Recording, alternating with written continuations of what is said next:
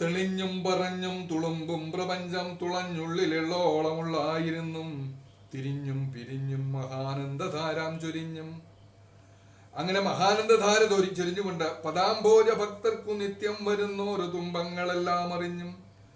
ഈ ഇത്രമാത്രം ഈ സൃഷ്ടി വൈചിത്ര്യങ്ങളിലും വിപുലതകളിലും ഒരേ സമയം ഏർപ്പെട്ടുകൊണ്ടിരിക്കുന്ന ഭഗവതി എന്ത് ചെയ്യുന്നു? ഭഗവതിയുടെ ഭക്തന്മാരായി തൻ്റെ പാതാരബിന്ദങ്ങളിൽ ശരണാർത്ഥികളായി വന്നിരിക്കുന്ന ഭക്തന്മാരെ നോക്കുമ്പോൾ ഭഗവതിക്ക് കാരുണ്യം അവർക്ക് കൊടുക്കാതിരിക്കാൻ പറ്റില്ല. തൻ്റെ കൃത്യനിർവഹണത്തിൻ്റെ ഇടയിൽ ഭക്തന്മാരായി തന്നിൽ ഓടിയെത്തുന്നവർക്ക് വേണ്ട അനുഗ്രഹങ്ങൾ ചൊരിയാൻ ഭഗവതി സദാ സന്നദ്ധയാണ്, ജാഗരൂകയാണ്. അതിലൊട്ടും വീഴ്ച കാണിക്കാറില്ല. ഭഗവതിയുടെ കാരുണ്യം നമുക്ക് ആവശ്യമാണോ? നാം അവിടെ ശരണാർത്ഥിയാണോ? നാം നമ്മുടെ ഉപാസനകളും പ്രാർത്ഥനകളും പൂജാമലരുകളും നമ്മുടെ സ്തോത്രങ്ങളും ഒക്കെ ഭഗവതിയുടെ പാദങ്ങളിലാണ് സമർപ്പിക്കുന്നത്. അവൾ ആ വിളി കേൾക്കും, ആ പൂവുകൾ കാണും, ആ പ്രാർത്ഥന കാണും, ആ കണ്ണീർ അവൾ കാണും. അവൾ ആ ഭക്തരിലേക്ക് ഓടിയെത്തും, അവളെ കാരുണ്യം കൊണ്ട് ചേർത്ത് പിടിക്കും. അവർക്ക് വേണ്ട അനുഗ്രഹങ്ങളെല്ലാം ഭഗവതി ചൊരിയും. പറയുകയാണ്, മഹാനന്ദധാരാം ചൊരിഞ്ഞും പദാംഭോജ ഭക്തർക്ക്, പാദത്തിൽ വരുന്ന ഭക്തോക്തന്മാർക്ക് എന്തു ചെയ്യൂ? നിത്യം വരുന്നോരു തുമ്പങ്ങളെല്ലാം അറിയും. അവർക്ക് നിത്യമായി ഓരോ ദിവസവും ഓരോ നിമിഷവും വന്നുകൊണ്ടിരിക്കുന്ന തുമ്പങ്ങൾ എന്താണ്? ദുരിതങ്ങൾ, ദുഃഖങ്ങൾ, പ്രശ്നങ്ങൾ, പ്രതിസന്ധികൾ, തുമ്പം. ഈ തുമ്പങ്ങളൊക്കെ അറിയും ഭഗവതി അറിയും. നീ ചോദിക്കാതെ തന്നെ അവൾ തിരിച്ചറിയും. കാരണം എന്താണ്? നിന്റെ പൂജാമലരുകൾ ആരുടെ പാദങ്ങളിലാണ് വീഴുക? ഭഗവതിയുടെ പാദങ്ങളിലാണ് പതിച്ചുകൊണ്ടിരിക്കുന്നത്. അതുകൊണ്ട് അവൾ എന്ത് ചെയ്യും? അവൾ സർവജ്ഞയാണ്, അവൾ സർവശക്തിയാണ്, അവൾ സർവ്വവ്യാപിയാണ്, സർവ്വചരാചരങ്ങളിലും വസിക്കുന്നുണ്ട്. അതുകൊണ്ട് അവർക്ക് എന്ത് ചെയ്യാൻ പറ്റും? അവൾ സർവജ്ഞയാണ്, അവൾക്ക് എല്ലാം അറിയാൻ പറ്റും. നീ അവളോട് പറയണ്ട, എൻ്റെ സങ്കടങ്ങൾ ഒന്നൊന്നായി നീ പറയേണ്ടതില്ല. നീ എന്ത് മാത്രം ചെയ്താൽ മതി? ആ പദാന്തികത്തിൽ നീ പോയി ശരണാർത്ഥിയായാൽ മാത്രം മതി. നിന്റെ തുമ്പങ്ങളെല്ലാം അറിഞ്ഞുകൊള്ളും അവൾ. നിന്റെ ദുഃഖങ്ങൾ, ഇല്ലായ്മകൾ, ദുരിതങ്ങൾ, പ്രയാസങ്ങൾ, നിനക്കില്ലായ്മ വരുമ്പോൾ അവളുടെ കൈകൾ വന്ന് നിന്നെ ഇങ്ങനെ താങ്ങി നിർത്തും. കൈവിടാതിങ്ങു ഞങ്ങളെ എന്ന് പറഞ്ഞതുപോലെ അവൾ കൈവിടാതെ കാത്തുരക്ഷിക്കാനായി നിന്നോടൊപ്പം അവൾ കാണും. വരുന്നോരു തുമ്പങ്ങളെല്ലാം അറിഞ്ഞും കരിഞ്ഞിടുമാർ ആവിരാതങ്ക ബീജം. അവൾ വരുന്നത് എങ്ങനെയാണ്? എല്ലാ ആതങ്കങ്ങളും, ദുഃഖങ്ങളുടെ ആതങ്കം എന്ന് പറഞ്ഞാൽ ദുഃഖങ്ങൾ, ദുരിതങ്ങൾ, ദുഃഖങ്ങൾ. നിന്നിലേക്ക് വരാൻ പോകുന്ന എല്ലാ ദുഃഖങ്ങളുടെയും ബീജം, അതിന്റെ വിത്തുകളെ പോലും അവൾ കരിച്ചു കളയും. നീ ഭഗവതിയിലാണോ സമാശ്രയിക്കപ്പെട്ടിരിക്കുന്നത്? നീ ഭഗവതിയിലാണോ നിന്റെ പ്രാർത്ഥനകളെല്ലാം സമർപ്പിക്കുന്നത്? അവളിലാണോ നിന്റെ ഉപാസനകൾ അർപ്പിക്കുന്നത്? അങ്ങനെയുണ്ടെങ്കിൽ എന്താണ്? നിന്നിലേക്ക് വന്നെത്താൻ സാധ്യതയുള്ള എല്ലാ ദുഃഖ ദുരിതങ്ങളെയും കണ്ടെത്തിയിട്ട് അതിൻ്റെ വിത്തുകളെ, അതിൻ്റെ സൂക്ഷ്മരൂപത്തിലുള്ള വിത്തുകളെ പോലും അവൾ എന്ത് ചെയ്യും? കരിഞ്ഞിടുമാർ. കരിയിച്ചു കളയും, ചുട്ടുകളയും, ദഹിപ്പിച്ചു കളയും. ഭഗവതി അത് ചെയ്തിരിക്കും. നീ എന്തുമാത്രം ചെയ്താൽ മതി? ഭഗവതിയിൽ നീ ആശ്രയിക്കപ്പെടുക. നിന്റെ ഭക്തിയും നിന്റെ പ്രാർത്ഥനകളും നിന്റെ പൂജാമലരുകളും, നിന്റെ മനമലർ കൊയ്ത് മഹേശ പൂജ ചെയ്യുക. ഇവിടെ ഈ മനമലർ കൊയ്തുകൊണ്ട് ഭഗവതിയുടെ പാദങ്ങളിലേക്ക് നീ പൂജ ചെയ്യുകയാണോ? കരിഞ്ഞിടും. എന്ത് കരിഞ്ഞിടും? എല്ലാ ആതങ്ക ബീജങ്ങളും കരിഞ്ഞിടും. ഒരു ദുഃഖവും ദുരിതവും നിന്നെ പിന്നെ വന്ന് ബാധിക്കില്ല. കുറഞ്ഞൊരു നേരം നനയ്ക്കുന്ന ഭക്തർക്ക്. ഇത്രയും നിങ്ങൾക്ക് ലഭിക്കാൻ എന്ത് ചെയ്യാനാണ് ഇവിടെ ഭഗവാൻ പറയുന്നത്? ശ്രീനാരായണ ഗുരു പരമഹംസദേവൻ തന്റെ അനുഭവ സാക്ഷ്യമാണ് പറയുക. ഭഗവാൻ തന്റെ അനുഭവത്തിലൂടെ, ജീവിതത്തിലൂടെ താൻ നേടിയെടുത്ത ഭഗവതിയുടെ അനുഗ്രഹത്തിന്റെ സാക്ഷ്യമാണ് ഇവിടെ പറയുക. എനിക്ക് കിട്ടിയിരിക്കുന്ന എല്ലാ ദുഃഖങ്ങളും, എല്ലാ സുഖങ്ങളും, എല്ലാ ഉത്കർഷങ്ങളും ഭഗവതിയുടെ അനുഗ്രഹമാണ്. പറയുകയാണ്, കുറഞ്ഞൊരു നേരം നനച്ചാൽ മതി ഭഗവതിയെ. നീ തീവ്രഭക്തിയോടുകൂടി, പൂർണ്ണമായ സമർപ്പണത്തോടുകൂടി കുറച്ചൊരു നേരമെങ്കിലും നീ ഭഗവതിയെ സമാശ്രയിക്കാമോ? ഭഗവതിയിൽ നിന്റെ പ്രാർത്ഥനകൾ സമർപ്പിക്കാമോ? നിന്റെ ആതങ്ക ബീജങ്ങളെല്ലാം അവൾ ചുട്ടുകരിച്ചു കളയും. നിന്നിലെ ഒരു ദുഃഖത്തിന്റെയും ദുരിതത്തിന്റെയും വിത്തുകൾ പോലും നിന്നിൽ വന്ന് പതിക്കാൻ ഭഗവതി അനുവദിക്കില്ല. കുറഞ്ഞൊരു നേരം നനയ്ക്കുന്ന ഭക്തർക്ക്. അതുകൊണ്ട് നിനക്കറിയില്ല ഭഗവതിയുടെ കൈവല്യ രൂപം, ആ കേവല സ്വരൂപം എന്താണെന്ന് നിനക്കറിയില്ല. ഭഗവതിയുടെ മഹിമ നിനക്കറിയില്ല. ഭഗവതിയുടെ മഹിമ ഇതൊക്കെ തന്നെയാണ്. അവള് നിന്റെ ആതങ്കങ്ങളുടെ എല്ലാ ബീജങ്ങളെയും ചുട്ടുകരിച്ചു കളയുന്നതിന് പ്രാപ്തയാണ്. അവൾ തുളഞ്ഞുള്ളിൽ എള്ളോളമായി നിന്നിലേക്ക് പ്രവേശിക്കും. നീ ആ എള്ളോളമായി നിന്റെ ഉള്ളിലേക്ക് പ്രവേശിക്കുമ്പോൾ നിനക്ക് അവളെ തിരിച്ചറിയാൻ കഴിഞ്ഞില്ല എന്ന് വരാം. പക്ഷേ നീ അറിയുക, നിന്റെ അന്തരാത്മാവിൽ അവൾ നിത്യമായി വസിച്ചുകൊണ്ടിരിക്കുന്നു. നിന്റെ ആതങ്കങ്ങളെല്ലാം അറിഞ്ഞുകൊണ്ടിരിക്കുന്നു. അതിൻ്റെ ബീജങ്ങളെയെല്ലാം അവൾ ചുട്ട് എരിച്ചുകൊണ്ടിരിക്കുന്നു. ഭഗവതിയല്ലാതെ ഒരു ആശ്രയം നിനക്ക് മറ്റാരുമില്ല. ഭഗവതിയിലേക്ക് നീ സമാശ്രയിക്കപ്പെടൂ. ഇതാണ് ഈ ഒരു ഭാഗം കൊണ്ട് നമ്മൾ മനസ്സിലാക്കേണ്ടത്. ഇത് ഞാൻ നിങ്ങൾക്ക് എഴുതിയെടുക്കാൻ പറ്റുമോ എന്ന് ചോദിച്ചാൽ എഴുതിയെടുക്കാനുള്ള കാര്യങ്ങൾ മാത്രം ആണ് ഞാൻ പറഞ്ഞത്. കുറച്ച് വാക്കുകൾ മാത്രമേ ഉള്ളൂ. ഇത് നമ്മൾ ഈ കുറച്ച് വാക്കുകൾ ഇത് നമ്മുടെ ധ്യാന മനനങ്ങൾക്ക് വേണ്ടി ഭഗവാന്റെ വചനങ്ങളെ ഉപയോഗിച്ചെങ്കിൽ മാത്രമേ ഈ വചനങ്ങളുടെ അനുഭൂതി നമുക്ക് മനസ്സിലാക്കിയെടുക്കാൻ പറ്റൂ. ഇപ്പം ഞാനിത് നിങ്ങളോട് പറഞ്ഞപ്പോഴേ ഒട്ടേറെ വിപുലമായ രീതിയിൽ പറഞ്ഞു എന്ന് നിങ്ങൾക്ക് തോന്നും. എന്തുകൊണ്ടോ എന്ന് ചോദിച്ചു കഴിഞ്ഞാൽ ഭഗവാന്റെ വചനങ്ങളിൽ ഞാൻ എപ്രകാരം അതിനെ ധ്യാന മനനങ്ങൾക്ക് വിധേയമാക്കുന്നു എന്നുള്ളത് കൊണ്ടാണ് എനിക്ക് ഭഗവതിയുടെ ആ സ്വരൂപത്തിൽ ഇത്രമാത്രം പ്രവേശിക്കാൻ എനിക്ക് കഴിയുന്നത്. ഭഗവതിയുടെ മഹിമ എത്ര പറഞ്ഞാലും തീരില്ല എന്ന ഒരു ബോധ്യം ഗുരുവിന്റെ വചനങ്ങളിലൂടെ യാത്ര ചെയ്തപ്പോൾ എനിക്കുണ്ടായതാണ്. മനസ്സിലാവുന്നല്ലോ. അപ്പൊ നിങ്ങളുടെ നിരന്തര യാത്രയും ഈ വചനങ്ങളിലൂടെ ആയിരിക്കണം, വാക്കുകളിലൂടെ ആയിരിക്കണം, ഈ പ്രാർത്ഥനയിലൂടെ ആയിരിക്കണം, ഉപാസനകളിലൂടെ ആയിരിക്കണം. ഇപ്പൊ നിങ്ങൾ പരമശിവനെ നിങ്ങൾ ഈ അർത്ഥത്തിൽ സ്വരൂപിച്ചാൽ പോലും ഭഗവതിയുടെ മഹിമയിലേക്ക് നിങ്ങൾ എത്തും. നിങ്ങൾ മഹാവിഷ്ണുവിനെ ഈ അർത്ഥത്തിൽ സമീപിച്ചു കഴിഞ്ഞാൽ തന്നെയും നിങ്ങൾ ഭഗവതിയുടെ ഈ സ്വരൂപത്തിലേക്ക് നിങ്ങൾ എത്തും. നിങ്ങൾ ഗണപതിയായാലും സുബ്രഹ്മണ്യനെ ആണെങ്കിൽ തന്നെയും എന്ത് ചെയ്യണം? കുറഞ്ഞൊരു നേരം നനയ്ക്കുന്ന ഭക്തരാണോ നിങ്ങൾ? കുറഞ്ഞൊരു നേരമെങ്കിലും നിങ്ങൾ നനയ്ക്കുന്ന ഭക്തരാണെന്നുണ്ടെങ്കിൽ ഈ അനുഗ്രഹങ്ങൾ നമ്മളിലേക്ക് എല്ലാവരിലേക്കും എത്തും. ഇതാണ് നമ്മൾ നമ്മളൊരു പാരഗ്രാഫ് എന്നുള്ള നിലയിൽ ഇത് ഞാനൊരു പാരഗ്രാഫായിട്ട് നിങ്ങൾക്ക് എൻ്റെ സൗകര്യത്തിനും നിങ്ങൾക്ക് പറഞ്ഞു തരാനുള്ള സൗകര്യത്തിനുമാണ് ഒരു പാരഗ്രാഫായിട്ട് ഇപ്പൊ ഇത്രയും പറഞ്ഞിരിക്കുന്നത്.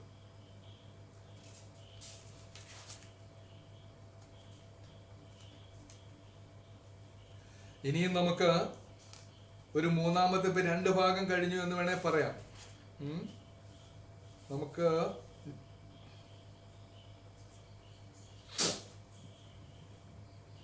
ഇനി മൂന്നാമത്തെ ഒരു ഖണ്ഡിക എന്നുള്ളത് ഉദ്ദേശിക്കുന്നത്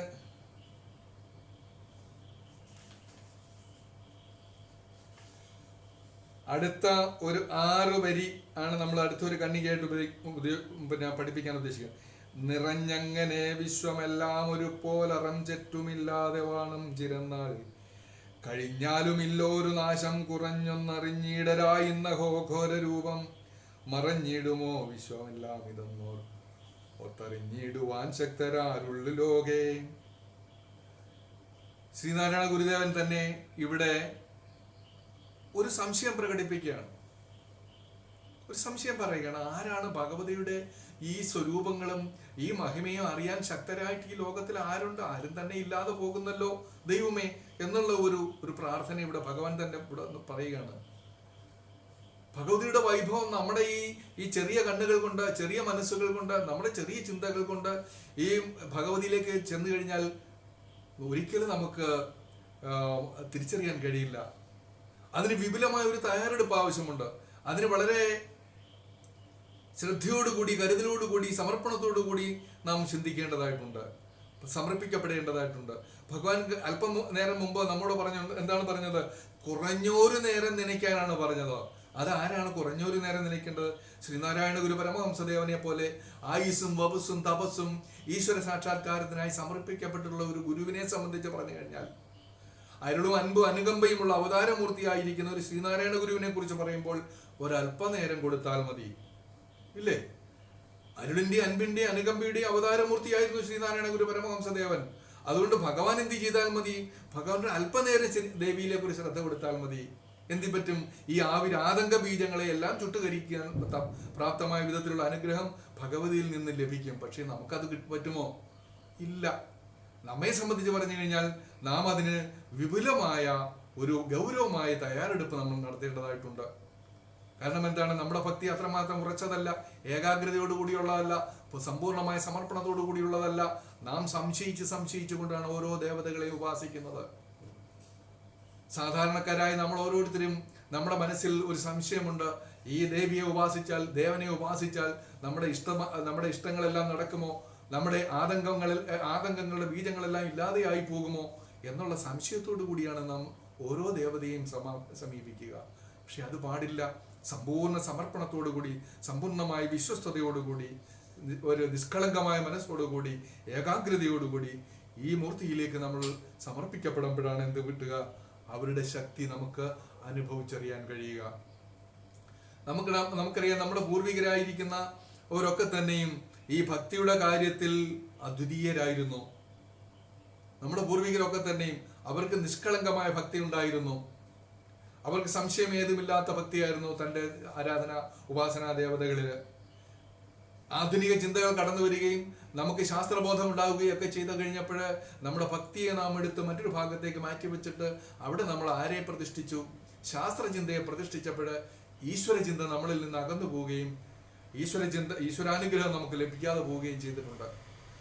അത് വരാൻ പാടില്ല എന്നുള്ള കർക്കശമായ ഒരു നിർബന്ധ ബുദ്ധിയായിരുന്നു ഭഗവാന്റെ ഓരോ വചനങ്ങളുടെയും പിന്നിൽ പ്രതിധ്വനിച്ച് കേൾക്കാൻ കഴിയുക. മഹാഗുരുവിന്റെ കൃതികളുടെ പിന്നിൽ പ്രതിധ്വനിച്ച് കേൾക്കുന്നത് നിശ്ചയമായ തീർച്ചയായും ഈശ്വര ഉന്മുഖമായ ഒരു ജീവിതം നയിച്ചുകൊണ്ട് ജീവിതത്തിന്റെ എല്ലാ സമസ്ത സുഖസൗകര്യങ്ങളും സന്തോഷങ്ങളും അനുഭവിക്കാനാണ് ഭഗവാൻ നമ്മളോട് പറഞ്ഞുകൊണ്ടിരിക്കുന്നത്. അപ്പൊ അത് ഒരിക്കലും നമ്മൾ മറന്നു പോകരുത്. ശാസ്ത്രചിന്തയിലൂടെയും ഭൗതിക ചിന്തയിലൂടെയും കടന്നു പോകുമ്പോഴേ അതിനെ നാം വലത് കൈകൊണ്ട് മുറുകെ പിടിക്കുകയാണെന്നുണ്ടെങ്കിൽ, അല്ലെങ്കിൽ ഇടത് കൈകൊണ്ട് മുറുകെ പിടിക്കുകയാണെങ്കിൽ തുല്യ പ്രാധാന്യത്തോടു കൂടി തന്നെ വലത് കൈകൊണ്ട് നമ്മൾ ഈശ്വര ചിന്തയും മുറുകെ പിടിക്കുക. ഇതിനെ സമാന്തരമായി നാം കൊണ്ടുപോവുക. യുക്തിബോധത്തെയും ശാസ്ത്രബോധത്തെയും എപ്രകാരം നാം സ്വീകരിക്കുന്നോ അതിനേക്കാൾ ഒരുപടി കൂടി നിന്നുകൊണ്ട് ഈശ്വര ചിന്തയെ കൂടി നാം മുറുകെ പിടിക്കുക. നമ്മുടെ ജീവിതത്തിലെ ശാന്തിയും സമാധാനവും സ്നേഹവും ഒക്കെ നമുക്കുണ്ടാകണമെന്നുണ്ടെങ്കിൽ ഈ ഒരു ചിന്ത നമ്മൾ ചേർത്ത് വെക്കേണ്ടതാണ്. അപ്പോൾ നമുക്ക് വീണ്ടും ഭഗവതിയുടെ സ്വരൂപത്തിലേക്ക് കിടക്കാം, മഹിമയിലേക്ക് കിടക്കാം. എന്താണ് ഇവിടെ പറയുക? നിറഞ്ഞങ്ങനെ വിശ്വമെല്ലാം ഒരുപോലെ അറഞ്ചറ്റുമില്ലാതെ വാണും ചിരന്നാൾ കഴിഞ്ഞാലും ഇല്ലോരു നാശം കുറഞ്ഞൊന്നറിഞ്ഞീടരായി ഇന്നഹോ ഘോരരൂപം മറഞ്ഞിടുമോ വിശ്വമെല്ലാം ഇതെന്നോർത്താൽ അറിഞ്ഞിടുവാൻ ശക്തരാരുള്ള ലോകേ. ഇത് എങ്ങനെ നമ്മളത് വായിച്ചു നോക്കണം? നമ്മള് ഗുരുദേവന്റെ കൃതികൾ വായിച്ചു പോകുമ്പോഴേ അതിനെ നമ്മുടെ സാമാന്യ ബുദ്ധികൾ കൊണ്ട് തന്നെ പദച്ഛേദം ചെയ്ത് നമ്മളൊന്ന് വായിച്ചു നോക്കുക. ഒന്ന് വായിച്ചു നോക്കുമ്പോൾ നമുക്ക് അതിന്റെ അർത്ഥം കൂടുതൽ ഗ്രഹിക്കാൻ പറ്റും. നോക്കുക, നിറഞ്ഞങ്ങനെ വിശ്വമെല്ലാം ഒരുപോലെ അറം ചെറ്റുമില്ലാതെ വാണും ചിരന്നാൾ കഴിഞ്ഞാലും ഇല്ലോരു നാശം കുറഞ്ഞ് ഒന്നറിഞ്ഞീടരായി ഇന്നഹോ ഘോരരൂപം മറഞ്ഞിടുമോ വിശ്വമെല്ലാം ഇതെന്ന് ഓർത്ത് അറിഞ്ഞിടുവാൻ ശക്തരാരുള്ള ലോകേ. ഭഗവതിയുടെ ഈ മഹിമ അറിഞ്ഞു പോകാനുള്ള ശക്തി ആർക്കാണുള്ളത്? ആർക്കും ഇല്ല. നിറഞ്ഞങ്ങനെ വിശ്വമെല്ലാം ഒരുപോലെ അറഞ്ചറ്റുമില്ലാതെ വാഴുന്നു ആര്? ഭഗവതി നിറഞ്ഞിരിക്കുകയാണ്, അകവും പുറവും നിറഞ്ഞിരിക്കുകയാണ്. നമ്മളിൽ എള്ളോളമായി ഉള്ളിൽ കടന്നിരിക്കുമ്പോഴേ അവള് തന്നെയാണ് ഈ പ്രപഞ്ചത്തിന്റെ ഈ ഉള്ളിന്റെ പുറമേ വസിക്കുന്നതും ആര് തന്നെയാണ്? ഭഗവതി തന്നെയാണ്. നിറഞ്ഞിരിക്കുകയാണ് അവൾ, അകവും പുറവും നിറയും മഹിമാവാർന്ന നിൻപദം. അവൾ എവിടെയാണ്? അകവും നിറഞ്ഞു നിൽക്കുകയാണ്, പുറവും നിറഞ്ഞു നിൽക്കുകയാണ്. നമ്മളൊരു ബലൂണിലേക്ക് കാറ്റിനെ പ്രവേശിപ്പിച്ചു കഴിഞ്ഞാൽ, ഇല്ലേ, അങ്ങനെയാണല്ലോ ബലൂൺ നമ്മള് ഉപയോഗിക്കുന്നത്. കാറ്റിനുള്ളിലേക്ക് വായു നിറച്ചു കഴിയുമ്പോൾ ബലൂണിനകത്ത് എന്താണ്? വായുവാണ്. ബലൂണിന് പുറത്തെന്താണ്? അതും വായുവാണ്. ഈ ബലൂണിനകത്തെയും പുറത്തെയും വായുവിനെ വേർതിരിച്ച് നിർത്തിയിരിക്കുന്ന ഒരു ഭിത്തിയാണല്ലോ ബലൂൺ എന്ന് പറയുന്നത്. ആ ബലൂണും എന്താണ്? വായുവാണ് എന്ന് നമ്മൾ പറയണം. അകവും പുറവും നിറഞ്ഞു നിൽക്കുന്നു മഹിമാവാർന്ന നിൻപദം. അല്ലയോ ഭഗവതി, നിന്റെ പദങ്ങൾ, നിന്റെ മഹിമ, നിന്റെ വാക്കുകൾ, നിന്റെ വചനങ്ങൾ, നിന്റെ അനുഗ്രഹം ഈ സർവപ്രപഞ്ചത്തിനും അകവും പുറവും നിറഞ്ഞു നിൽക്കുകയാണ്, നിറഞ്ഞിരിക്കുകയാണ്. നിറഞ്ഞങ്ങനെ വിശ്വമെല്ലാം, ഈ പ്രപഞ്ചത്തിലെല്ലാം നിറഞ്ഞിരുന്നു കൊണ്ട് ഒരുപോലെ അറം എന്ന് പറഞ്ഞാൽ എന്താണ്? പിഴ, പാപം, പിഴകളെ അറം പറ്റുക എന്നൊക്കെ പറയത്തില്ലേ നമ്മള്? അറം പറ്റുക. ഒട്ടും തന്നെ അറം പറ്റാതെ, എന്തെങ്കിലും കേടുപാടുകളില്ലാതെ, എന്തെങ്കിലും എന്താണ് അതിന് പറയുക? അറം പറ്റുക എന്ന് പറയും. യാതൊരു പോരായ്മയില്ല. ഈ വിശ്വം അതിന്റെ സമ്പൂർണമായ സൃഷ്ടി വൈഭവത്തോട് പൂർണ്ണതയോടുകൂടി തന്നെയാണ് ഈ പ്രപഞ്ചം സൃഷ്ടിച്ചിരിക്കുന്നത്. നിങ്ങളൊന്ന് നോക്കുക, നമ്മുടെ മുമ്പിൽ ഒരു വൃക്ഷത്തെ കാണുക, നമ്മൾ ഒരു ആൽമരം നമ്മുടെ മുമ്പിൽ നിൽക്കുന്നു നോക്കുക, ഒന്ന് വിചാരിക്കുക, നോക്കുക, അവിടേക്ക് നിങ്ങളൊന്ന് നോക്കുക. ആ ആൽമരം പൂർണ്ണമാണ്, അതിനൊരു അപൂർണതയുമില്ല. അതിന്റെ ഇലകൾ കൊഴിഞ്ഞു വീഴുന്നു, ആ കൊഴിഞ്ഞു വീണ ഇലയും പൂർണ്ണമായിട്ടുള്ള ഇലയാണ്. അതിൽ നിൽക്കുന്ന ഇലകളും പൂർണ്ണമായിട്ടുള്ളതാണ്. അതിന്റെ ശിഖരങ്ങളും പൂർണ്ണമാണ്, അതിന്റെ വേരുകളും പൂർണ്ണമാണ്. അതിൽ നിന്ന് ഒരു ശാഖ ഒടിഞ്ഞ് താഴെ വീണിട്ടുണ്ടെങ്കിൽ അത് പൂർണ്ണമായ ഒരു ശാഖയാണ് താഴെ കിടക്കുന്നത്. ആ ശാഖയ്ക്ക് ഒരു കുറവുമില്ല. അത് ആകെ സംഭവിച്ചിരിക്കുന്നത് ആ വൃക്ഷത്തിൽ നിന്നും അടർന്നു മാറി എന്നുള്ളൊരു കുഴപ്പം മാത്രമേ അതിലുള്ളൂ. പൂർണ്ണമാണിത് മൊത്തം. സർവേശ്വരന്റെ സൃഷ്ടിയായിരിക്കുന്ന ഈ പ്രപഞ്ചത്തിലേക്ക് നമ്മൾ എന്തിലേക്ക് നോക്കിയാലും പൂർണ്ണതയാണ്. ഒരു പൂമ്പാറ്റയിലേക്ക് നോക്കുക, എന്ത് പൂർണ്ണതയാണത്, എന്ത് സൗന്ദര്യമാണതിന്. അതിന്റെ നിറം, അതിന്റെ ചലനം, അതിന്റെ ശരീരം, അതിന്റെ കൈകാലുകൾ, അതിന്റെ ശിരസ്സുകൾ, അതിന്റെ കണ്ണുകൾ എന്ന് വേണ്ട എല്ലാം പൂർണ്ണമാണ്. അവിടെ അപൂർണത ഒന്നുമില്ല. നമ്മൾ ഒരു മൃഗത്തെ നോക്കുക, ഒരു വൃക്ഷത്തെ നോക്കുക, ഒരു ചെടിയെ നോക്കുക, ഒഴുകിപ്പോകുന്ന പുഴയിലേക്ക് നിങ്ങൾ നോക്കുക, പൂർണ്ണമാണ്. ആ ഒഴുക്കിനൊരു പൂർണ്ണതയുണ്ട്. അവൾ ഈ ഭൂമിയെ തഴുകിക്കൊണ്ട് തന്നെയാണ് ആ ജലം പ്രവഹിച്ചുകൊണ്ട് പോകുന്നത്. അത് വളരെ സൗന്ദര്യാത്മകമാണ് അതിന്റെ ഒഴുക്ക്. അത് കടന്നു പോകുന്ന എല്ലാ പ്രതലങ്ങളെയും നനവാർന്നതാക്കി മാറ്റുന്നു. അവിടേക്ക് കടന്നു വരുന്ന എല്ലാത്തിനും ദാഹജലം കൊടുക്കുന്നു, എല്ലാ ചെടികൾക്കും ദാഹജലം കൊടുക്കുന്നു, എല്ലാ ജീവജാലങ്ങൾക്കും അവൾ ദാഹജലം കൊടുക്കുന്നു. പൂർണ്ണയാണ് അവൾ. ഈ പ്രകൃതിയിൽ പൂർണ്ണയല്ലാത്തതായി ആരുമില്ല. നാം ഓരോരുത്തരും പൂർണ്ണരാണ്. നമ്മുടെ ശരീരത്തിന്റെ പ്രവർത്തനം പൂർണ്ണമാണ്, നമ്മുടെ ശരീരത്തിന്റെ നിർമ്മിതി പൂർണ്ണമാണ്, നമ്മുടെ ഇന്ദ്രിയങ്ങൾ പൂർണ്ണമാണ്, നമ്മുടെ ആന്തരിക അവയവങ്ങൾ പൂർണ്ണമാണ്, നമ്മുടെ ശബ്ദങ്ങൾ പൂർണ്ണമാണ്, നമ്മുടെ കേൾവിയും നമ്മുടെ ഇന്ദ്രിയത്തിന്റെ എല്ലാ വിശേഷങ്ങളും പൂർണ്ണമാണ്. സർവേശ്വരൻ പൂർണ്ണമായിട്ടാണ് ഈ പ്രകൃതിയെ സൃഷ്ടിച്ചിരിക്കുന്നത്. സർവ്വതിനെയും സൃഷ്ടിച്ചിരിക്കുന്ന പൂർണ്ണതയോടുകൂടിയാണ്. അപൂർണനായി മാറുന്നത് ആര് മാത്രമാണ്? മനുഷ്യൻ മാത്രമാണ്. അവൻ പൂർണ്ണതയ്ക്ക് വേണ്ടി വെമ്പുകയാണ്. അവനിൽ എന്തോ അപൂർണതയുണ്ടോ എന്ന് നാം ഓരോരുത്തരും ചിന്തിക്കുകയാണ്. എനിക്കതില്ല, എനിക്കിതില്ല, എനിക്ക് അതുപോരാ ഇതുപോരാ എന്നുള്ള രീതിയിൽ അപൂർണരായ എന്നുള്ള ചിന്ത മനുഷ്യന് മാത്രമേ ഉള്ളൂ. മനുഷ്യൻ എന്ന് പറയുന്ന ഒരൊറ്റ ജീവി മാത്രമാണ് അപൂർണനാണെന്ന് ചിന്തിക്കുന്നത്. സർവേശ്വരന്റെ സൃഷ്ടിയിൽ ബാക്കി അവശേഷിക്കുന്ന ഒരു ജീവജാലങ്ങൾക്കും ഒരു ചരാചരങ്ങൾക്കും അവർ അപൂർണരാണ് എന്നൊരു ബോധം അവർക്കില്ല. അവരതിൽ സന്തുഷ്ടരുമാണ്. പക്ഷെ നമ്മൾ സന്തുഷ്ടരല്ല. നമുക്കില്ലായ്മകളും അപൂർണതകളുമാണ് നമ്മൾ കാണുന്നത് മൊത്തം. അപ്പൊ ഇവിടെ ഭഗവാൻ പറയുകയാണ്, നിറഞ്ഞിരിക്കുകയാണ് ഈശ്വരൻ ഭഗവതി. വിശ്വമെല്ലാം ഒരുപോലെ അറൻ പറ്റാതെ കണ്ട്, യാതൊരു കുഴപ്പവുമില്ലാതെ, യാതൊരു ന്യൂനതകളുമില്ലാതെ, എല്ലാ പൂർണ്ണതകളും അല്പം പോലും അറം പറ്റാതെ ഒരു വികലാംഗനെ സർവേശ്വരൻ സൃഷ്ടിച്ചിട്ടുണ്ടെങ്കിൽ അവന്റെ വൈകല്യത്തിലും ഒരു പൂർണ്ണതയുണ്ട്. അവൻ അന്ധനാണോ? അവൻ പൂർണ്ണാന്ധനാണ്. അവൻ നടക്കാൻ കഴിയുന്നില്ലേ? അതിനൊരു പൂർണ്ണതയുണ്ട്. അവന്റെ ആ വൈകല്യത്തിലും ഒരു പൂർണ്ണതയുണ്ട്, വികലതയിലും ഒരു പൂർണ്ണതയുണ്ട്. ഈശ്വരന്റെ ഇച്ഛ പൂർണ്ണതയോടുകൂടി പ്രപഞ്ചത്തെ സൃഷ്ടിക്കുക എന്നുള്ളതാണ്. അതങ്ങനെ തന്നെയാണ് സർവേശ്വരൻ സൃഷ്ടിച്ചുകൊണ്ടിരിക്കുന്നത്. നിറഞ്ഞങ്ങനെ വിശ്വമെല്ലാം ഒരുപോലെ അറം ചെറ്റുമില്ലാതെ, ഒരു കേടുപാടും ഒരു കുറ്റവുമില്ലാതെ, ഒരു കൈപ്പിഴയുമില്ലാതെ വാണുകൊണ്ടിരിക്കുന്നു ഭഗവതി. വാണം ചിരന്നാൾ. അവൾ ചിരന്നാൾ കഴിഞ്ഞാലും, ചിരന്നാൾ എന്ന് പറഞ്ഞാൽ എന്താണ്? ദീർഘകാലം. ചിരന്നാൾ എന്ന് പറഞ്ഞാൽ ദീർഘകാലം. ചിരന്നാൾ കഴിഞ്ഞാലും, ദീർഘകാലം കഴിഞ്ഞാലും ഒരു നാശമില്ല അവൾക്ക്. ഇല്ല ഒരു നാശം. ഭഗവതിക്ക് ഒരു നാശവുമില്ല ഒരിക്കലും. എത്രയോ കാലങ്ങൾ കഴിഞ്ഞു പോകട്ടെ, കോടാനുകോടി വർഷങ്ങളായി ഈ പ്രപഞ്ചത്തിന്റെ സൃഷ്ടി നടന്നിട്ട്, ഇനി ഈ പ്രപഞ്ചം, ഈ ഭൂമി നശിച്ചു പോയാലും ഈ പ്രപഞ്ചം ഇനി കോടാനുകോടി വർഷങ്ങൾ നിലനിൽക്കും. അപ്പോഴും നാശമില്ലാതായി നിൽക്കുന്ന, നാശഹീനയായിരിക്കുന്ന ഒരുവളാണ് ആര്? ഭഗവതി എന്ന് നമ്മൾ അറിഞ്ഞുകൊള്ളുക. അറഞ്ചറ്റുമില്ലാതെ വാണം ചിരന്നാൾ കഴിഞ്ഞാലും ഇല്ലോരു നാശം. എത്ര നാൾ കഴിഞ്ഞാലും ഒരു നാശം ഭഗവതിക്ക് ഉണ്ടാകുമെന്ന് നീ വിചാരിക്കേണ്ട. നാശം ഉണ്ടാകുമോ എന്ന് ചിന്തിക്കുന്ന നമുക്ക് നാശമുണ്ടാകും, ഭഗവതിക്ക് ഒരിക്കലും നാശമുണ്ടാകില്ല. കുറഞ്ഞൊന്നറിഞ്ഞിടരായി. ഇതിന്റെ അല്പമാത്രം വൈഭവങ്ങൾ, ഭഗവതിയുടെ അല്പവൈഭവങ്ങളെങ്കിലും അറിഞ്ഞിടുന്നവരായിട്ട് ഒന്നഹോ അറിഞ്ഞു കഴിഞ്ഞാലോ നമുക്ക് മനസ്സിലാകും ഇത് ഘോര രൂപമാണ്. ഭഗവതിയുടെ ആ സ്വരൂപം, ഭഗവതിയുടെ നിജസ്ഥിതി, നിജസ്വരൂപം, ആ വിരാട് രൂപം അല്പമാത്രമായിട്ടെങ്കിലും നിങ്ങൾ അറിഞ്ഞു പോയി കഴിഞ്ഞാൽ നിങ്ങൾക്ക് അപ്പോൾ മനസ്സിലാക്കാൻ പറ്റും ഇതൊരു ഘോര രൂപമാണ്.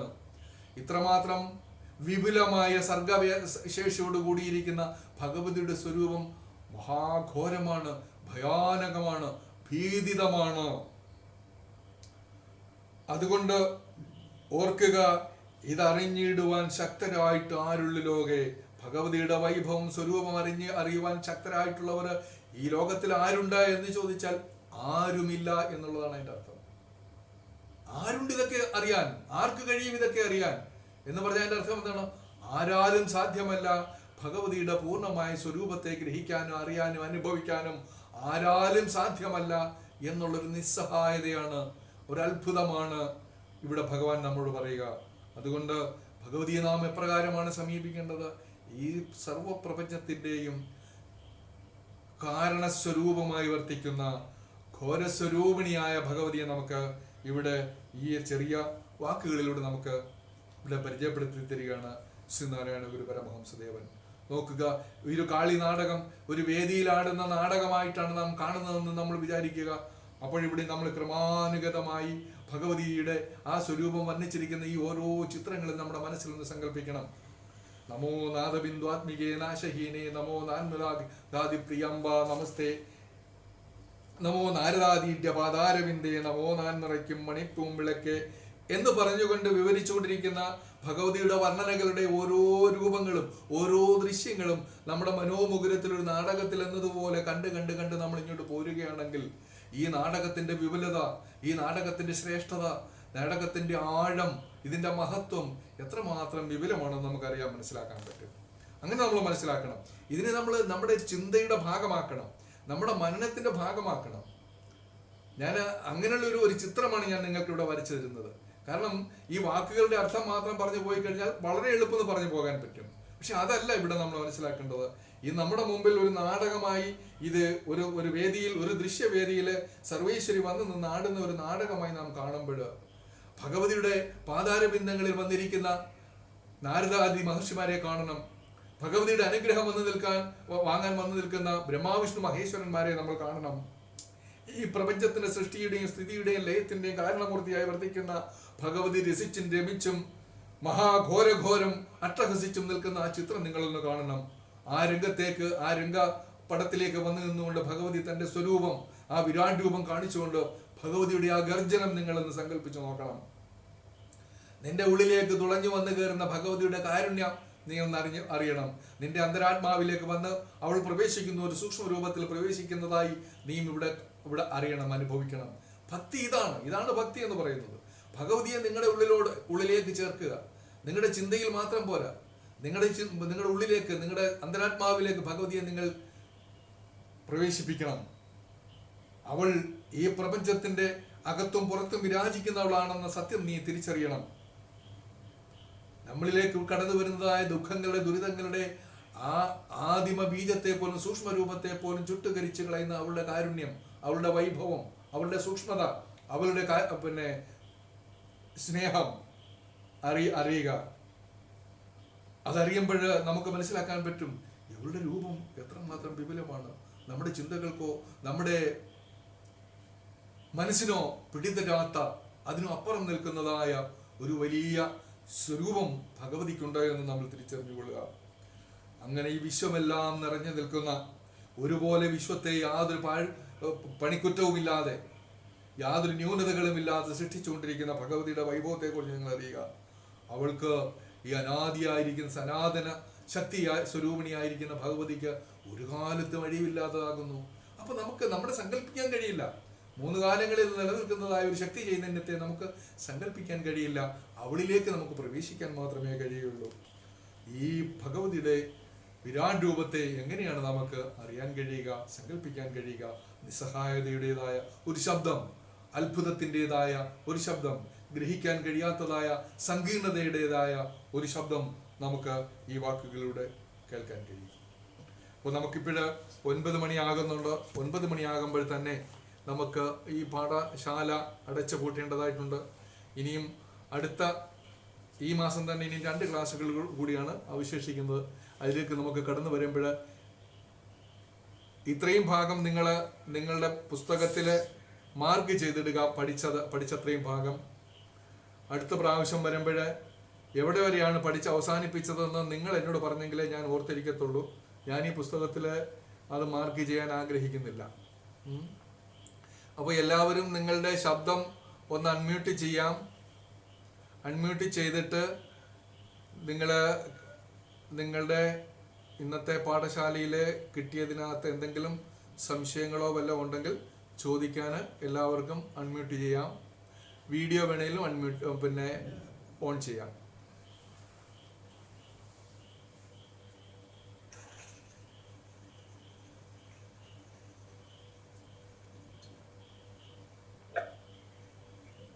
വസന്ത ചേച്ചി വല്ലതും പറയാനുണ്ടോ?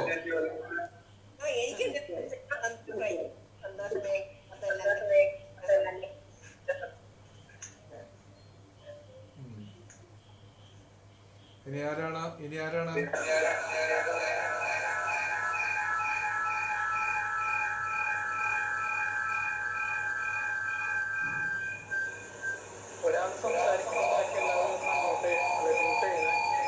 ആരുടെയാണ്? ബാക്കിയുള്ളവരെല്ലാം മ്യൂട്ട് ചെയ്യണം. ഒരാൾ സംസാരിക്കുമ്പോൾ ബാക്കിയുള്ളവരെല്ലാം മ്യൂട്ട് ചെയ്യണം.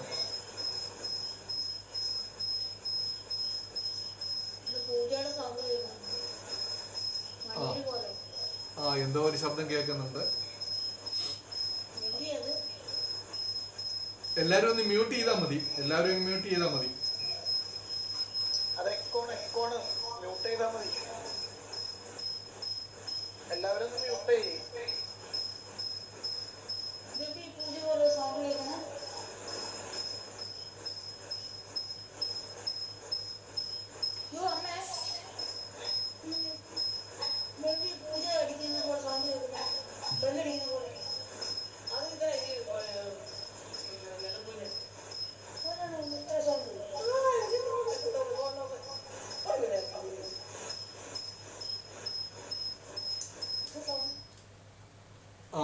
അപ്പോഴേ അത് മാറിയല്ലോ, ആ ശബ്ദം മാറിയല്ലോ.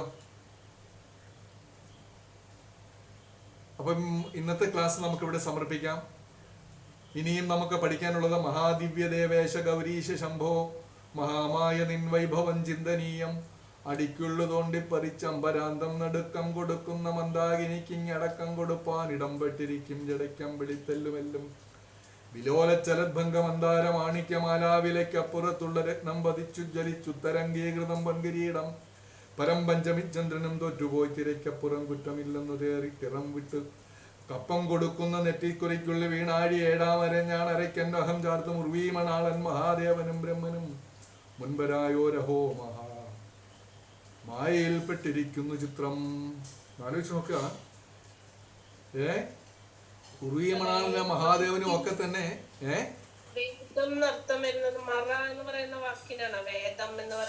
മറ വേദം. അതെ മറ വേദം. അപ്പോൾ നമുക്ക് എന്തെങ്കിലും ആർക്കെങ്കിലും സംശയം ചോദിക്കാനുണ്ടോ? ഇല്ല എന്ന് വിചാരിക്കുന്നു. സൂനജെ പറ, എന്തെങ്കിലും പറയാനുണ്ടോ?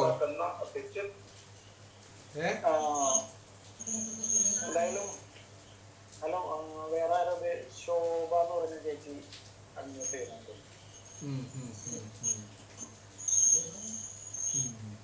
ചേച്ചി സംസാരിച്ചോളൂ. ശോഭ സംസാരിക്കുന്നോ? നമസ്കാരം സാറേ, ഞാൻ കഴിഞ്ഞ ക്ലാസ്സിൽ ഉണ്ടായിരുന്ന ആളാണ്. കുഴപ്പമില്ല. പിന്നെ എങ്ങനെയുണ്ടായിരുന്നു? കഴിഞ്ഞ പ്രഭാഷണത്തിനോ പ്രസംഗത്തിനൊക്കെ പോയി ചേർന്നായിരുന്നോ? ചേർന്നായിരുന്നു. സമ്മാനം വല്ലതും കിട്ടിയോ? എനിക്കെന്നും സംശയമുള്ളൂ സാറേ. എന്താണ്?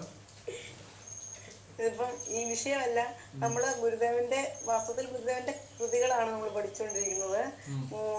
ഇന്ന് ഞാനൊരു ക്ലാസ് കേട്ടതില് ഗുരുദേവൻ ഈശ്വരനെ സങ്കല്പിച്ചിട്ടുണ്ടായിരുന്നല്ലോ. അങ്ങനെയാണല്ലോ കൃതികളെല്ലാം വന്നത്. അന്നേരം ഞങ്ങൾക്ക് തലപ്പത്തിരിക്കുന്ന ആള് പറയുന്നത് ഗുരുദേവനെ തന്നെ നമ്മൾ ഈശ്വരനായിട്ട് കാണുമ്പം മറ്റുള്ള ഒരാളെ നമ്മള് അങ്ങനെ ആരാധന ചെയ്യണ്ട. ചെയ്യണ്ട. അതെങ്ങനെയാ ഞാൻ പറയുന്നത് നടത്തില്ല. അങ്ങനെയാണ്. പക്ഷെ നമ്മുടെ മനസ്സിലൊക്കെ ഒരു സങ്കല്പം ഉണ്ടല്ലോ, അതല്ലേ നടക്കുള്ളൂ.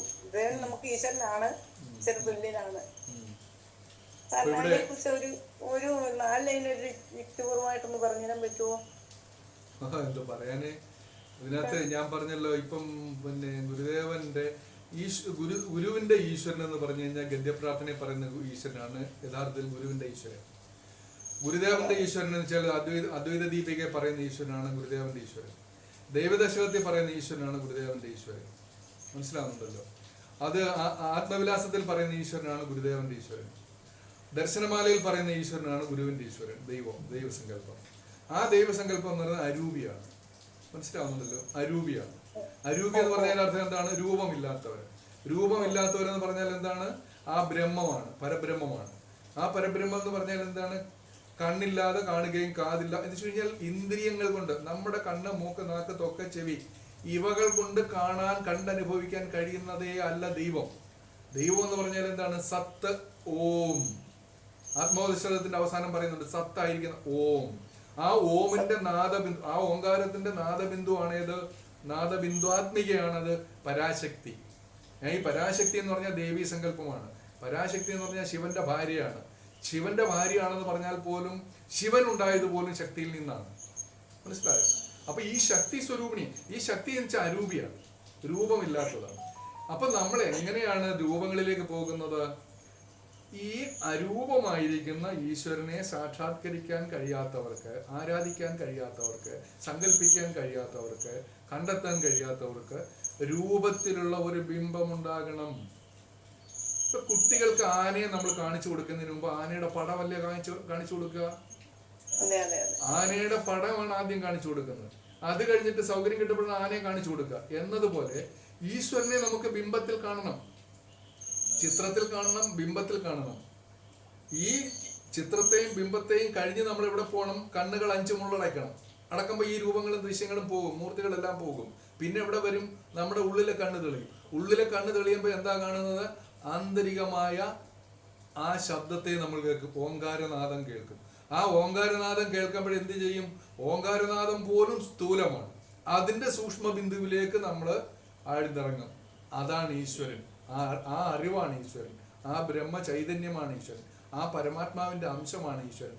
ആ പരമാത്മാവാണ് ഈശ്വരൻ. ശ്രീനാരായണ ഗുരുദേവന്റെ ഈശ്വര സങ്കല്പം എന്ന് പറയുന്നത് അതാണ്. പക്ഷേ എന്നാൽ കൃഷ്ണനില്ലേ? ഉണ്ട്. ശിവനില്ലേ? ഉണ്ട്. ബ്രഹ്മാവില്ലേ? ഉണ്ട്. നീയില്ലേ? ഉണ്ട്. ഞാനില്ലേ? ഉണ്ട്. ആനയുണ്ടോ? ആടുണ്ടോ? കടുവയുണ്ടോ? പൂവുണ്ടോ? പൂമ്പാറ്റയുണ്ടോ? നക്ഷത്രമുണ്ടോ? പാറയുണ്ടോ?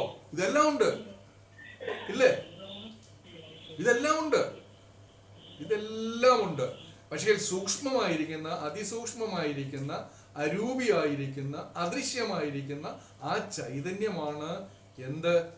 ഈ ബ്രഹ്മവായും വിഷ്ണുവായും ശിവനായും ആടായും പട്ടിയായും പൂച്ചയായും പുഴുവായും നീയായും ഞാനായും ഈ സർവചരാചരങ്ങളുമായി രൂപാന്തരപ്പെട്ട് നടന്നുകൊണ്ടിരിക്കുന്ന നാടകമാണിത്. ഈ നാടകത്തിന്റെ സൂത്രധാരൻ ഒളിച്ചിരിക്കുകയാണ്, സൂക്ഷ്മസ്വരൂപിയായിട്ട് അവൾ ഒളിച്ചിരിക്കുകയാണ്. മനസ്സിലാവുന്നുണ്ടല്ലോ? ആ സൂക്ഷ്മസ്വരൂപിക്ക് എന്താണ്? രൂപമില്ല, ഭാവമില്ല, കണ്ണില്ല. പക്ഷെ അവൻ കണ്ണില്ലാതെ കാണുന്നുണ്ട്. അവന് കാതില്ല, കാതില്ലാതെ അവൻ കേൾക്കുന്നുണ്ട്. നാവില്ല, അവൻ നാവില്ലാതെ രുചിക്കുന്നുണ്ട്. അവന് കാലില്ല, അവൻ നടക്കുന്നുണ്ട്. അവൻ കൈയില്ല, അവൻ എല്ലാവർക്കും എല്ലാം കൊടുക്കുന്നുണ്ട്. മനസ്സിലായോ? ഇത് നമ്മുടെ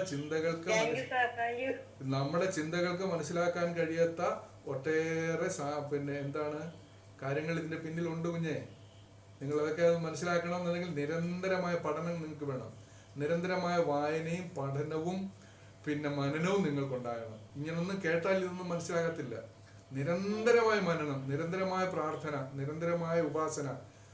പിന്നെ ഒന്നത്. അപ്പൊ അതുകൊണ്ട് നമ്മൾ എന്താ പറയുന്നത്? നമ്മള് അച്ഛന്റെ ഫോട്ടോ നമ്മുടെ കയ്യിലുണ്ട്. ആ ഫോട്ടോ തല്ലിപ്പൊട്ടിച്ച് നമ്മൾ കളയുവോ? അച്ഛനുണ്ടെന്ന് പറഞ്ഞ് എന്നാ ഇനി ഫോട്ടോ വേണ്ട, തല്ലിപ്പൊട്ടിച്ചാൽ കളയുവോ? ആ ഫോട്ടോയിൽ ഒരു അച്ഛനുണ്ട്. ഇപ്പൊ നമ്മള് ഈശ്വരനെ കാണാൻ പോകുമ്പോഴേ ഗണപതിയിൽ ഒരു ഈശ്വരനുണ്ട്, ഇല്ലേ? അച്ഛന്റെ ഫോട്ടോയിൽ ഒരു അച്ഛനില്ലേ? തല്ലിപ്പൊട്ടിക്കോ? നിങ്ങള് ചുട്ടുകളയോ? എടുത്ത് അടുപ്പത്തിടുവോ? അപ്പൊ ആ ഫോട്ടോയിൽ ഒരു ഈശ്വരനുണ്ട്. നിങ്ങൾ അച്ഛന്റെ ഒരു രൂപം ഒരു മണ്ണ് കൊണ്ട് ഉണ്ടാക്കി അവിടെ വെക്കുക എന്ന് വിചാരിച്ചു. അതിനകത്തൊരു അച്ഛനുണ്ട്. ഇച്ചിരി കഴിയുമ്പോൾ നിങ്ങളുടെ അച്ഛൻ ഇങ്ങോട്ട് കയറി വരുവാ, അവിടെ ഒരു അച്ഛനുണ്ട്. ഇല്ലേ? ഉണ്ടോ? പിന്നെന്താ സംശയം? ഗണപതിയിൽ ഈശ്വരനുണ്ട്, സുബ്രഹ്മണ്യനിൽ ഈശ്വരനുണ്ട്. പക്ഷെ പരമാത്മാവിൽ നിന്നും ഉണ്ടായതാണ് ആര്? സുബ്രഹ്മണ്യൻ. പരമാത്മാവിൽ നിന്നുണ്ടായതാണ് ബ്രഹ്മാവ്. പരമാത്മാവിൽ നിന്നുണ്ടായതാണ് മഹാവിഷ്ണു. പരമാത്മാവിൽ നിന്നുണ്ടായതാണ് പരമശിവൻ. ഈ ദേവതകളും ആരിൽ നിന്നാണ് ഉണ്ടായത്? പരമാത്മാവിൽ നിന്നും ഉണ്ടായത്. അപ്പോഴ് ഫോട്ടോ തല്ലി പൊട്ടിക്കണമെന്ന് ആരെങ്കിലും നമ്മുടെ ഒരാൾ വന്ന് പറഞ്ഞാൽ പൊട്ടിക്കുമോ മോളെ? പൊട്ടിക്കാൻ പറ്റൂല കുഞ്ഞെ. അത് പൊട്ടിക്കാനുള്ളതല്ല. അതിനകത്തൊരു ഈശ്വരനുണ്ട്. ഈ വിഗ്രഹത്തിൽ ഒരു ഈശ്വരനുണ്ട്. ഈ ഫോട്ടോയിൽ ഈശ്വരനുണ്ട്. നിങ്ങളുടെ അച്ഛന്റെ സങ്കല്പത്തിൽ നിങ്ങൾ ഒരു കല്ലെടുത്ത് വെച്ചാൽ ആ കല്ലിനകത്ത് നിങ്ങളുടെ അച്ഛനുണ്ട്. മനസ്സിലായോ? നിങ്ങളുടെ അച്ഛന്റെ സങ്കല്പത്തിൽ നിങ്ങൾ അച്ഛന്റെ ഒരു ഉടുപ്പെടുത്ത് അവിടെ വെക്കുന്നു, അല്ലെങ്കിൽ ഒരു മുണ്ടെടുത്ത് വെക്കുന്നു, ഒരു നേരിയെടുത്ത് വെക്കുന്നു. ഇത് എൻ്റെ അച്ഛൻ ഉപയോഗിച്ചിരുന്ന മുണ്ടാണ്, ഇതാണ് ഞാൻ എൻ്റെ അച്ഛനെ സങ്കല്പിച്ചുകൊണ്ട് ഞാൻ ഇതിവിടെ വെച്ചേക്കാണെന്ന് പറഞ്ഞാൽ അതിലൊരു അച്ഛനുണ്ട്. അത് ആർക്കും നിഷേധിക്കാൻ പറ്റില്ല. ഇത് നിഷേധിക്കുന്ന ഗുരുത്തക്കേടാണ് കേട്ടോ. ശ്രീനാരായണ ഗുരുദേവൻ മാത്രമേ ദൈവമുള്ളൂ, വേറെ ഒന്നും ഒരു ദൈവവും ഇല്ല എന്ന് പറയാവുന്നത്. അങ്ങനെയുണ്ടെങ്കിൽ നമ്മൾ ഗുരുവിനെയല്ലേ നിഷേധിക്കുന്നത്? ഗുരുവിന്റെ ഉപദേശങ്ങളെയും ഗുരുവിന്റെ വചനങ്ങളെയും ഗുരുവിന്റെ നിർദ്ദേശങ്ങളെയും അല്ലേ നമ്മൾ നിഷേധിക്കുന്നത്? ഭഗവാൻ ഇത്രയും ക്ഷേത്രങ്ങൾ പ്രതിഷ്ഠിച്ചു, ഇത്രയും വിഗ്രഹങ്ങൾ നമുക്ക് പ്രതിഷ്ഠിച്ചു തന്നു, ഇത്രയും ആരാധനാ സ്തോത്രങ്ങൾ എഴുതി തന്നു. ഇത്രയും എഴുതി തന്നിട്ട് പറയുകയാണ് ഞാൻ വെറുതെ ഞാൻ ശിവനെ കുറിച്ച് ശിവശതകം എഴുതി വെറുതെ അങ്ങ് എഴുതിയതാ കേട്ടോ. ഇപ്പം ഈ എവിടെയെങ്കിലും സമരം നടക്കുമ്പോൾ രാഷ്ട്രീയ കക്ഷികൾ മുദ്രാവാക്യം എഴുതി കൊടുക്കുമല്ലോ, ഇല്ലേ? ആ സമരം നടന്നു കഴിഞ്ഞാൽ വെറും സങ്കല്പമാണ്, അങ്ങനെ ഇല്ല എന്നാണ്. മഹാഭാരതവും അങ്ങനെ ഇല്ല എന്നാണ് ഇന്നൊരു ക്ലാസ് ഇങ്ങനെ പറഞ്ഞു. അതുകൊണ്ടാണ് എന്റെ കുഞ്ഞെ അങ്ങനെ അല്ല, അങ്ങനെ പറയുമ്പോഴേ അതിനെക്കുറിച്ച് നമ്മൾ ചർച്ച ചെയ്ത് പോകുമ്പോൾ സമയം ഒത്തിരി പോകും. പോട്ടെ. ഇതിനകത്ത് ഒരു കാര്യം, നമ്മള് ഈ ദൈവികതയെ കുറിച്ച് ചിന്തിക്കുകയും ദൈവികമായി ചിന്തിക്കുകയും ഭൗതികതയെ കുറിച്ച് ചിന്തിക്കുമ്പോൾ അതാ ഞാൻ ആദ്യം ഭൗതികതയിലൂടെ ചിന്തിക്കുകയും ചെയ്തുകൊള്ളുക. ഒരിക്കലും നമ്മൾ ഇങ്ങനെ രണ്ടിനും കൂടെ കൂട്ടിക്കലർത്തരുത്. ഗുരുദേവൻ എന്ത് പറഞ്ഞോ അത് നമ്മൾ ചെയ്യാൻ ബാധ്യത നമുക്കുണ്ട്. ഗുരുദേവൻ പറയാണ് ഗണപതിയെ പൂജിക്കാൻ പറഞ്ഞിട്ട് നമദേവ വൃന്ദല്ല. നിങ്ങളൊന്ന് ആലോചിച്ച് നോക്ക്, ഇത്രയും ഉത്കൃഷ്ടമായ ഒരു പ്രാർത്ഥന എഴുതി ഗണപതിയെ നമ്മുടെ മുമ്പിൽ തന്നപ്പോഴ് പറയാണ് ഗണപതി ദൈവമല്ല, ഗണപതി ഇനി നമ്മൾ ഉപാസിക്കരുത് പ്രാർത്ഥിക്കരുതെന്ന് പറഞ്ഞു കഴിഞ്ഞാൽ ഗുരുത്തക്കേടല്ലേ വെച്ചത് കുഞ്ഞെ? നിങ്ങളൊന്ന് ആലോചിച്ച് നോക്ക് ശോഭേ. അത് ഗുരുത്തക്കേടല്ലേ? പിന്നെ ഇതിനെ നോക്ക്, ദേവിയെ കുറിച്ച് ശ്രീമച്ചങ്കര പാണി പല്ലവ ഗിരല്ലോലംബമാലോല്ലസന്മാലോലകലാപകാളകപരി ഒന്ന് ആലോചിച്ചു. ഭഗവതി എങ്ങനെ വർണ്ണിച്ചു വെച്ചിരിക്കുക, ഭഗവതി എങ്ങനെ നമ്മൾ അക്ഷരങ്ങൾ കൊണ്ടൊരു വിഗ്രഹം കൊത്തി വെച്ചേക്കുക. ഇത് നമ്മൾ ഉപാസിക്കാൻ പറയാണ്. എന്നിട്ട് പറയുന്നുണ്ട് പ്രാതപ്രകയൻ പഠൻ, നിങ്ങൾ രാവിലെയും വൈകിട്ടും എവിടെ ഭജിച്ചു കഴിഞ്ഞാൽ നിങ്ങളുടെ സർവ്വ ദുഃഖ ദുരിതങ്ങളും ഇല്ലാതെയാക്കി കളയും എന്ന് ഗുരുദേവൻ നമ്മളോട് ഉപദേശിക്കുമ്പോൾ നമ്മൾ ഭഗവതി ഉപാസിക്കണം എന്നാണ് ഉദ്ദേശിക്കുന്നത്. ഓം ഓം ഓം ഹോമധൂമ പ്രകടതട ജടാകോടി ഭോഗി പ്രപൂരം ആദിതേയ പ്രണവപദ യുഗാംബോരുക ശ്രീ. നോക്ക്, സുബ്രഹ്മണ്യനെ കുറിച്ച് ഇത്രയും ഉത്കൃഷ്ടമായ ഒരു കൃതി എഴുതി തന്നിട്ട് പറയാണ് നീ പളനി പോരുത്, സുബ്രഹ്മണ്യനെ ഭജിക്കരുത് എന്നൊക്കെ പറഞ്ഞു കഴിഞ്ഞാൽ ഗുരുത്തക്കേടാവില്ലേ?